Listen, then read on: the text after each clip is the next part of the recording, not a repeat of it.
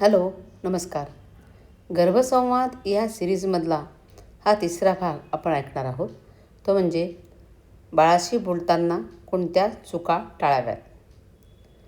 गर्भातील बाळाशी संवाद साधणं ही खूप सुंदर गोष्ट आहे, पण हा संवाद करताना काही चुका टाळणं तितकंच महत्त्वाचं आहे.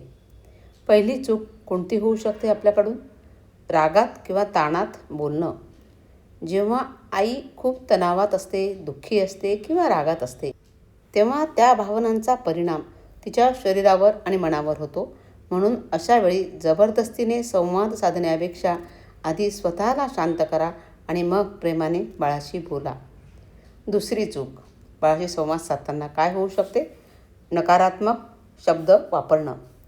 मला खूप भीती वाटते, मी खूप त्रासात आहे, मला काहीच जमत नाही, असे शब्द वारंवार बोलण्याऐवजी शांत, आश्वासक आणि सकारात्मक वाक्य आपण वापरले पाहिजे.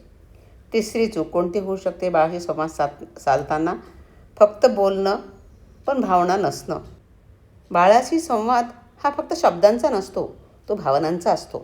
म्हणून घाईघाईत लक्ष दुसरीकडे ठेवून किंवा मन नसताना बोलू नका बाळाशी. चौथी चूक संवाद साधताना कोणती होऊ शकते? स्वतःची इतरांशी तुलना करत राहणं. इतर सगळ्या मदर्स परफेक्ट आहेत, मी नाही, असे विचार स्वतःवर ताण वाढवतात.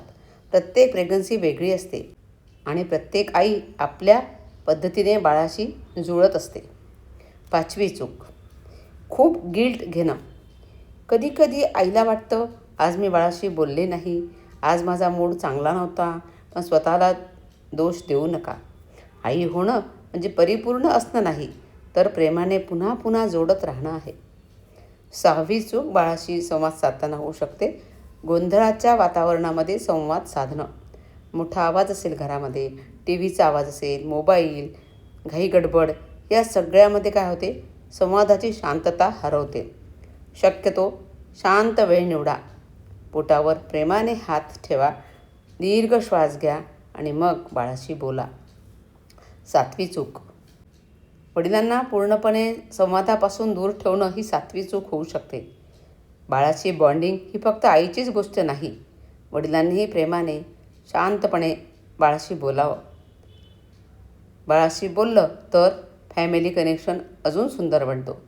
लक्षात ठेवा, बाळाशी संवाद साधताना परफेक्ट शब्दांची गरज नसते. गरज असते ती प्रेम, शांतता आणि विश्वासाची. तुम्ही फक्त इतकंही म्हणू शकता, बाळा, तू सुरक्षित आहेस, आम्ही तुझ्यावर खूप प्रेम करतो, तू आमच्यासाठी खूप खास आहेस. हे साधे शब्दही आई आणि बाळामधील बॉन्डिंग खूप घट्ट करू शकतात. अशा प्रकारचे गर्भसंवाद, सकारात्मक सवयी आणि गर्भसंस्कार मार्गदर्शन आमच्या वर्गात दिलं जातं. तुम्ही बाळाशी करत असलेला गर्भसंवाद खूप सुंदर आहे, पण अशा काही चुका बॉन्डिंग कमी करू शकतात. लक्षात ठेवा, गर्भातील बाळाशी संवाद साधताना शब्दांपेक्षा भावना जास्त महत्त्वाच्या असतात. राग, ताण, नकारात्मक शब्द, गिल्ट आणि गोंधळाचे वातावरण हे टाळून शांत, प्रेमळ संवाद साधा. धन्यवाद.